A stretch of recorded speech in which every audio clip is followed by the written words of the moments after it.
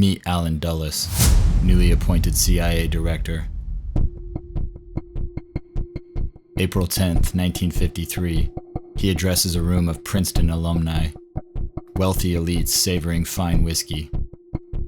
The Korean War is nearing its end. The Soviet communist expansion has the nation on edge, and Dulles has a message to deliver. The battle for men's minds, he declares, is a war of ideologies. It's a lofty sentiment. You can almost hear the saxophone wail, until a needle scratches it dead.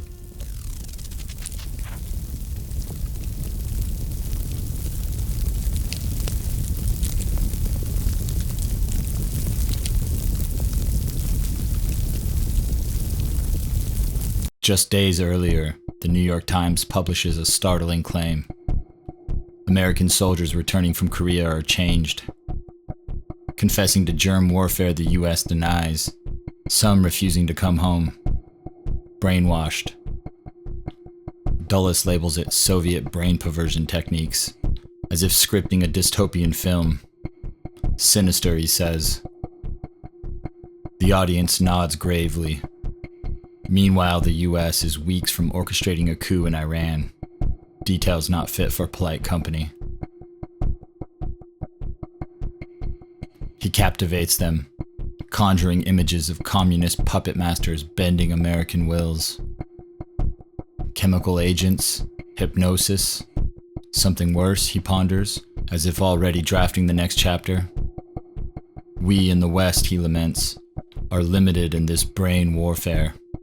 Too principled, he implies. Non-consensual experiments are beneath us, against American values. It's almost convincing, until you peek 3 days ahead.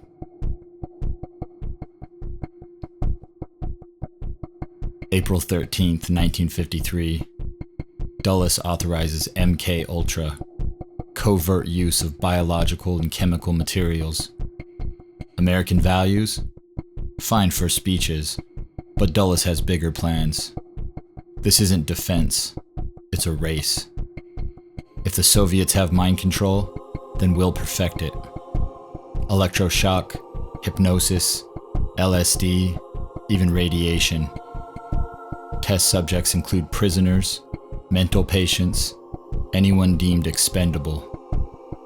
Consent's a formality when the Red Menace looms. Paranoia spreads swiftly. Newspapers warn of rogue scientists and Soviet tech twisting minds overnight. Hollywood fuels it. The Manchurian Candidate, The Naked Lunch. Mad doctors and sleeper agents take root in the minds of the American public. They lap it up, oblivious to the strings tugging their own minds. Duped by a shadow play too slick to spot through a fog of communist hysteria.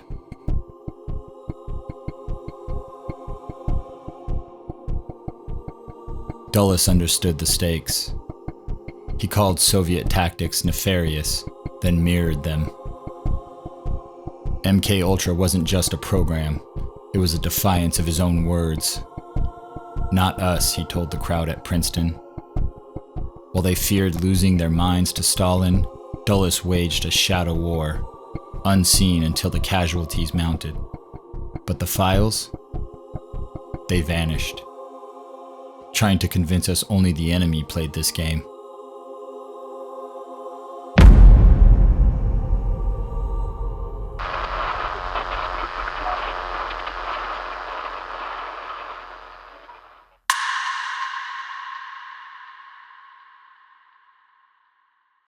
We tend to think of our minds as secure, safe from outside invaders. Walls built by reason, shielded by free will. But the truth is, it's more like clay, pliable and susceptible to all kinds of influence. This is the plasticity of the mind, where hypnosis, persuasion, and a chemical push can reshape you entirely. MK-Ultra didn't pioneer this. They just refined the craft. Your brain adapts constantly.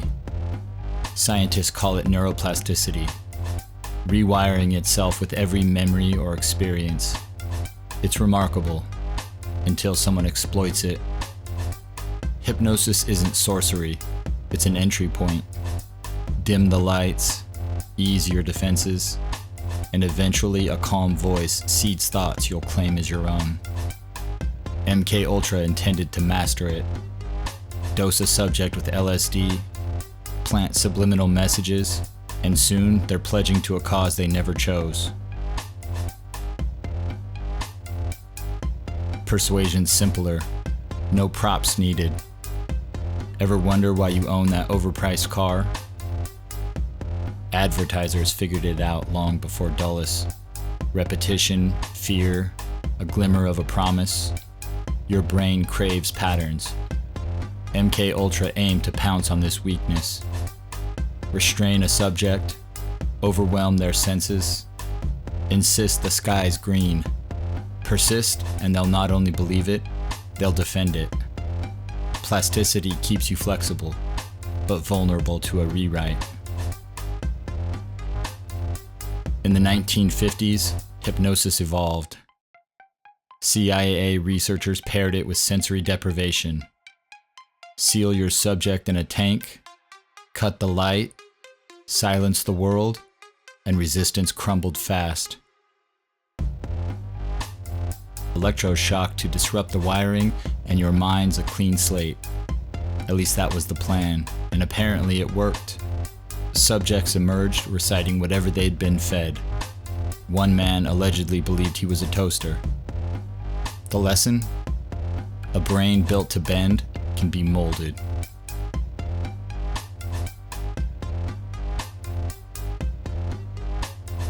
This isn't confined to labs. Politicians, clergy, salespeople, they all exploit it. Your mind's adaptable because survival demands it. But it doesn't discern who's steering. MK Ultra demonstrated that a hint of isolation, a steady drip of suggestion, and you can be remade. Housewives morphed into spies. Prisoners parroted scripts. All because the mind bends willingly to the hand that shapes it.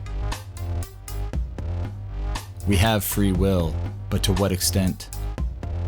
The mind's a wonder, resilient, pliable, enduring. But there's the catch. It's eager to conform, ready to shift for anyone with the right tools. Hypnosis, persuasion, a clever pitch. It's the same art, just different artists. MK Ultra didn't invent the game. They exposed its fragility. Once you understand how far they were willing to go, there's no turning back. Meet James Whitey Bulger, future Boston crime lord, 26, serving time in Atlanta for bank robberies. It's 1957, and the CIA offers a bargain. Join a study and shorten your prison term. They claim to be experimenting with a potential cure for schizophrenia. He agrees. They strapped him down and dosed him with massive amounts of LSD. More than 50 sessions over 15 months. MK Ultra's gift. Blood drips from the walls. Cellmates morph into skeletons. Maybe the CIA rationalized it was for the good of society, but society got a predator instead. Whitey wasn't exactly a model citizen before. Small-time crook, sure. But a murderer? That's after the CIA's touch. Years later, he writes a juror. The acid visions haunted him nightly. 60 years of torment. They wanted to crack minds, see what emerges. With Whitey, they saw a man who'd claim 11 lives and dominate Boston's shadows. A coincidence? Perhaps. Or perhaps they awakened something dormant. You've probably heard of Charles Manson. Petty thief turned prophet. Fresh from prison into the summer of love. He's historically characterized as a madman who stumbled into a cult. But that's likely not the whole story. Since Tom O'Neill's book Chaos, there's evidence of Manson's involvement in CIA experiments. MKUltra's tools, LSD, hypnosis, control, mirror his methods. And the timing's uncanny. Anti-war fervor peaks. Hippies unnerve Washington, and Manson's leading a pack primed to kill. The theory holds water. Manson roams Haight-Ashbury, the hub of CIA acid trials. Clinics like the Free Medical, suspected fronts for dosing the unaware. He drifts in and out of jail, violates parole, yet parole officers ignore this, allowing his influence to grow. The question is why? Maybe the CIA needed a villain to taint the peace movement with carnage. Drug him, train him, unleash him. Helter skelter, a brutal way to silence dissent. Any evidence linking Manson to the CIA vanished in 1973, courtesy of Richard Helms, the director of the CIA who ordered all files of the CIA's mind control program destroyed. Coincidentally, Manson's prison terms aligned with MKUltra sites. His manipulation a bit too refined for an illiterate drifter. The feds relished COINTELPRO. Disrupting activists was routine, feeding speculation that Manson was a tool to crush counterculture. Whitey shows they could forge a killer. Manson? Perhaps the CIA took it a step further.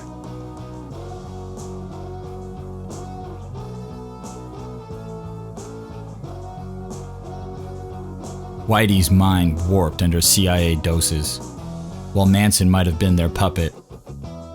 One's a gangster born in a lab, the other's a riddle without an answer. Either way, the CIA's fingerprints linger, and the 60s bore the cost. It's ironic how their experiments leave us wondering if they're the ones who lost control.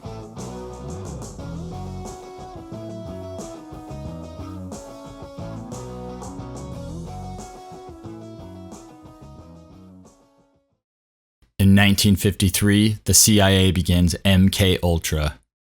Alan Dulles signs off, and it's a free-for-all on the human psyche. Not a side project, but a relentless operation of electroshock, LSD, and anything else that they thought would be effective.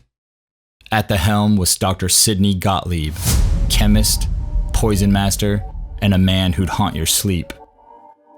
Much of the program was carried out in secret camps and remote facilities. We still don't know most of the locations. The mission's goal?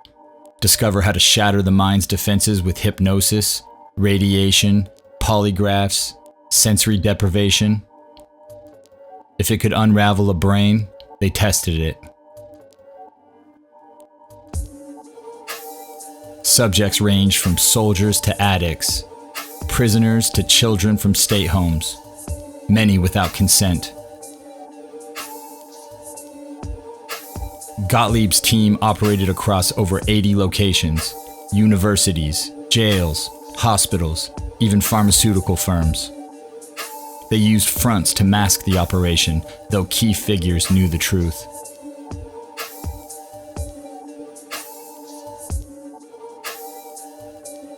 Camp Dietrich, now Fort Dietrich, where Gotlieb toyed with pathogens and drugs, brewing anthrax for the Cold War, MKUltra's proving ground for dosing soldiers or coerced volunteers. The Allen Memorial Institute in Montreal, a hospital in name, a prison in practice. Depression patients seeking care endured LSD marathons, induced comas, and propaganda tapes instead.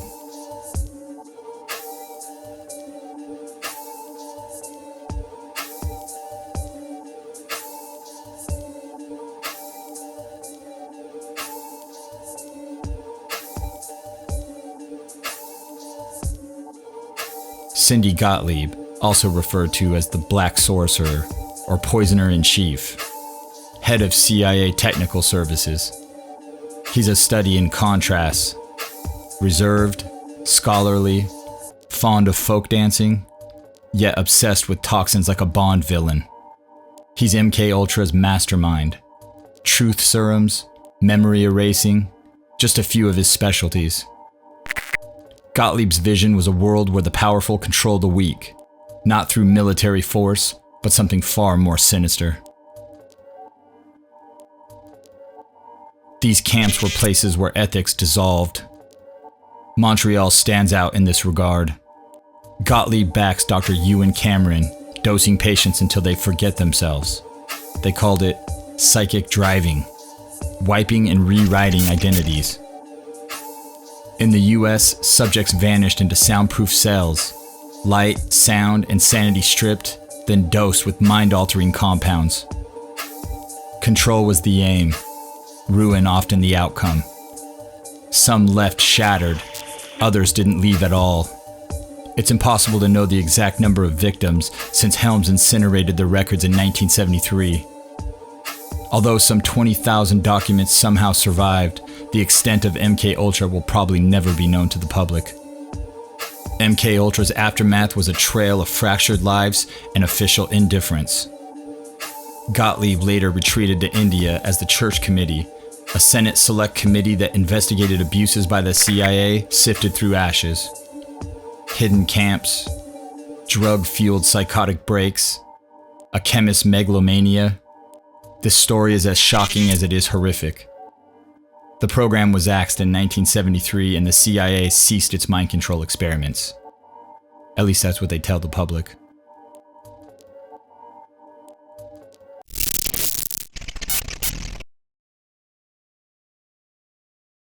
Welcome to 225 Chestnut Street, Telegraph Hill, 1954, San Francisco's underbelly, where the CIA decides to play house. Operation Midnight Climax.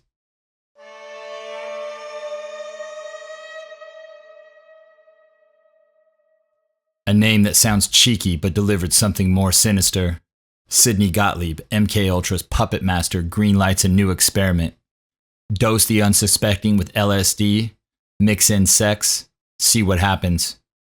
Leading the charge was George Hunter White, a federal narcotics agent, CIA operative, and a man who'd rather toy with chaos than wrestle with his conscience. Here's the setup. Prostitutes are on the CIA payroll.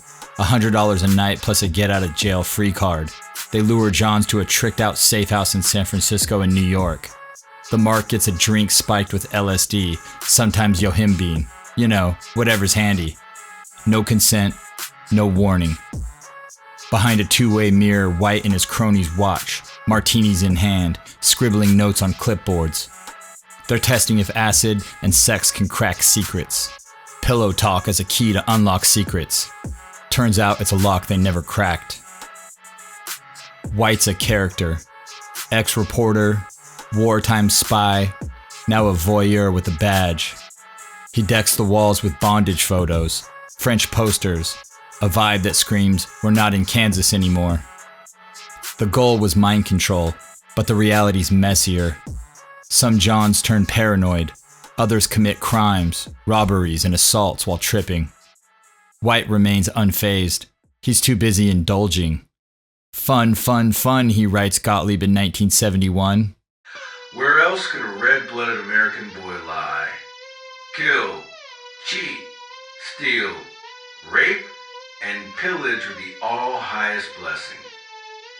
That's the spirit of Midnight Climax. Ethics be damned.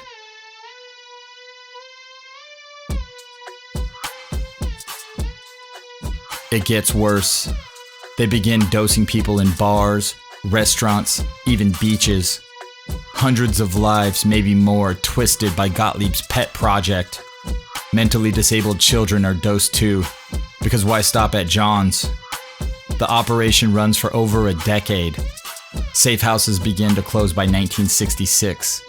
No records of the victims survive. Gotlieb torches most files. What's left? A few memos, a trail of broken minds, and White's smug grin. Midnight Climax yields nothing, no actionable intel, just chaos. It's a masterclass in abuse, a footnote in MK Ultra's dark ledger. White retires to Stinson Beach and becomes a fire chief. The irony's thick there. Gotlieb gets a medal in 1973 while the Johns, the kids, the collateral, they're ghosts, lost to history. The CIA's brothel experiment proves one thing. When power plays God, the devil crafts the fine print, and he's collecting debts in blood.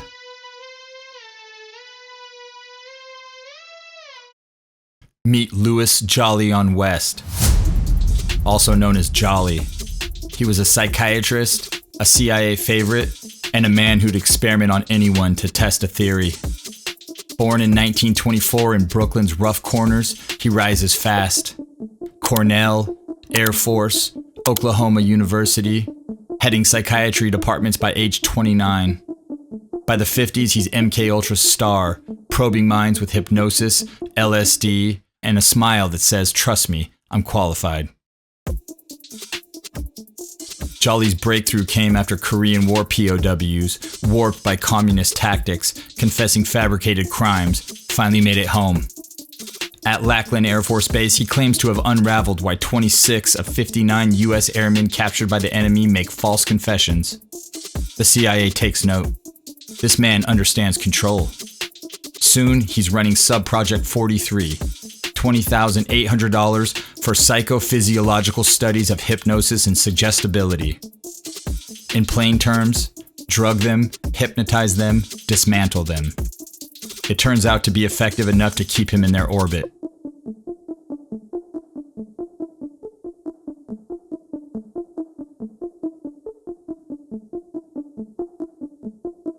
Then it turns bizarre. August 1962, Lincoln Park Zoo. Jolly decides to dose an elephant with LSD, 297 milligrams, a staggering amount.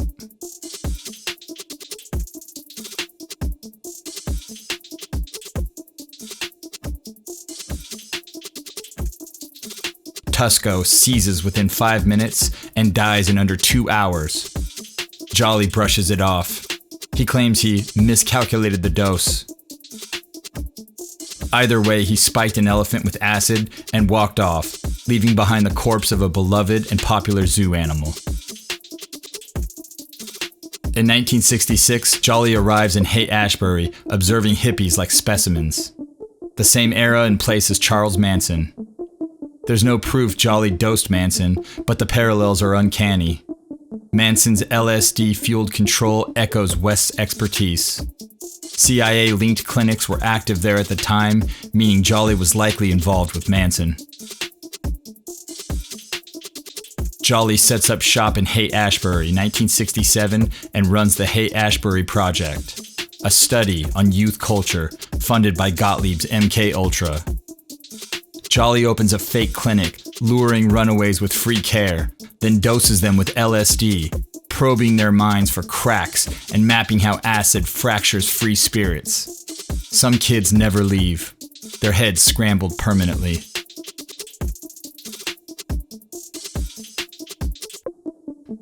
Meet Jack Ruby, Lee Harvey Oswald's assassin, who just happened to be JFK's assassin.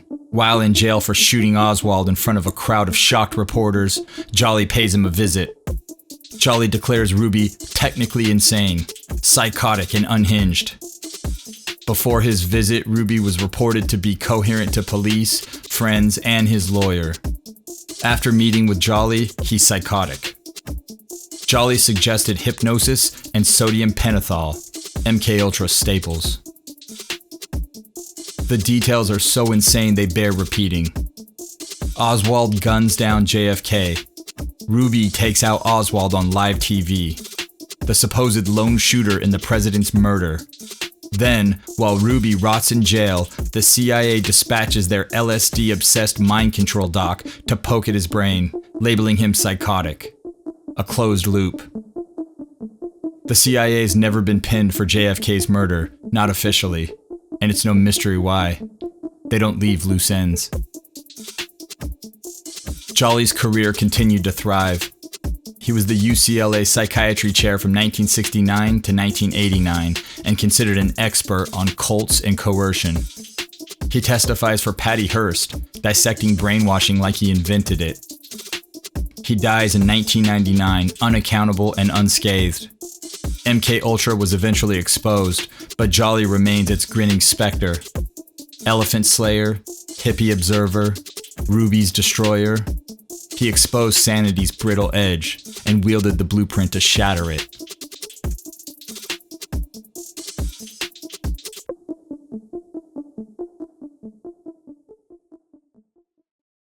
Meet Frank Olson. Biochemist, Army bioweapons expert, CIA associate. On November 28, 1953, he plunges from the Hotel Statler's 10th floor.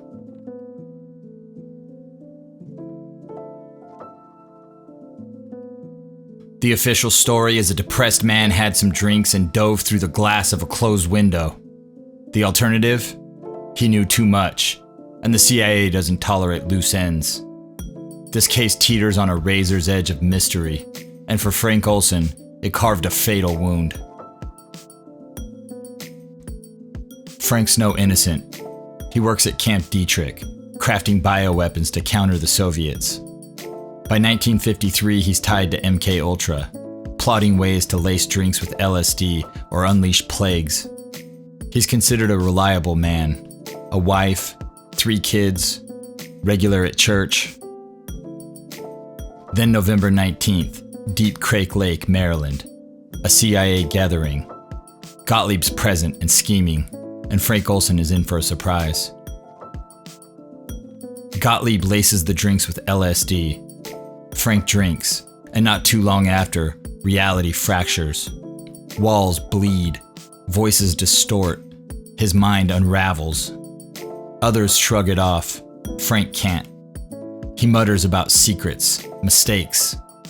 Days later, he's at home, still shaken. He tells his wife he's done. The CIA has gone too far. Dangerous words if Gotlieb happened to be listening. November 24th, they whisk him to New York to see Dr. Harold Abramson, an MK Ultra regular, who gives him more LSD as treatment. Frank begins to completely unravel. Paranoid, guilt-stricken, rambling about bio-warfare and sketchy experiments. November 28th, room 1018A, Statler Hotel, with handler Robert Lashbrook, another agent shadowing his every move. Around 2 a.m., chaos erupts. Frank plummets 10 stories, crashing onto the sidewalk below. The night manager races out, finding Olson still alive, gasping, trying to mumble something incoherent. He dies before help arrives. Years later, the hotel manager would say, "In all my years in the hotel game, I never saw a man rise from bed, cross a dark room in his underwear, dodge 2 beds, and hurl himself through a closed window with shades and curtains drawn." When police enter the room 1018A, they find Lashbrook perched on the toilet, unfazed, like he's waiting for a bus. The hotel switchboard operator patches a call from the room to Dr. Abramson's number that night. She overhears it all. Someone in 1018A, likely Lashbrook, says, "Well, he's gone." A cold reply comes back, "Well, that's too bad." No panic, no questions, just a shrug across the line. Meanwhile, the cops whisper among themselves, noting eerie similarities to Lawrence Dugan, a high-level official suspected of espionage who fell from his New York office in 1948, another suicide that stinks of cover-up. The window is shut when police arrive, shades down, glass inward, hinting at force. There is no note, and Olson was never suicidal in the past. A 1996 exhumation of the body reveals his skull was cracked before the fall, fueling further suspicion. The CIA spins it as stress and alcohol. The 1975 Rockefeller Commission admits the dosing, awarding $750,000 to the Olsons to hush them. The CIA can call the case closed, but the questions keep clawing their way up from the grave of Frank Olson.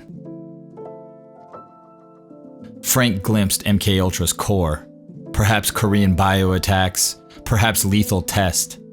He planned to exit. Gotlieb despises defectors. The CIA avoids exposure at all costs. They drugged him, destabilized him, essentially orchestrating his demise. With Lashbrook in the room, Frank either jumps or is pushed. The files were destroyed, but the Olson family continued to fight for answers. Lawsuits, books, documentaries. A 1953 memo surfaced with the subject, F.O., problem resolved. Subtle, isn't it?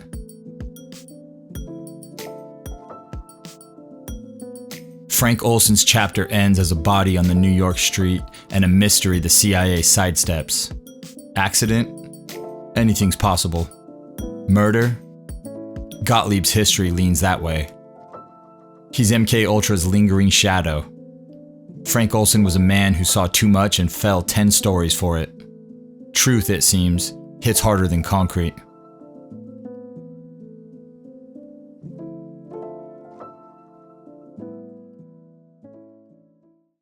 From Dulles' grand promises to Olson's fatal plunge, MK Ultra wove a tapestry of ambition and ruin. Minds bent, lives fractured. Alan Dulles set the stage. Sidney Gottlieb pulled the strings. Jolly West toyed with sanity. Whitey Bulger and Charles Manson bore the scars, and Frank Olson paid the ultimate price. Decades later, the files are ash, yet the echoes persist. This wasn't just a program, it was a glimpse into how far power will stretch, how fragile we are beneath it. The hidden truth? It's not buried in the past. It's staring back, daring us to look closer. And when you do, don't expect answers. Expect questions that linger in the dark.